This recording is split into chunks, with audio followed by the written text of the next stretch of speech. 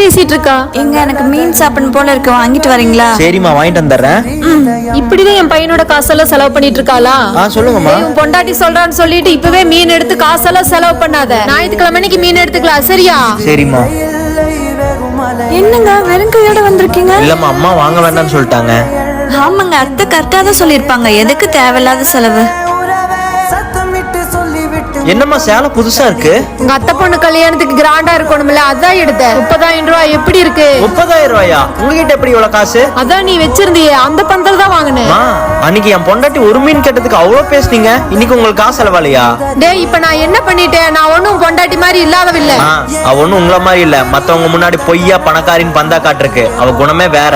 எங்க அத்தைக்கு சேர்த்து வாங்கிருங்க, அவங்களுக்கு மீன்னா ரொம்ப பிடிக்கும். இந்த 30,000 ரூபாய்க்கு என் பொண்டாட்டிக்கு சேர்த்து சேலை வாங்கியிருந்தீங்கன்னா பெருமைப்பட்டிருப்பேன். நான் என் பொண்டாட்டிக்கு வாங்கி கொடுக்க தெரியாம இல்ல, அவங்களை எப்பவுமே பிரிச்சு பார்த்தது இல்ல. ஆனா நீங்க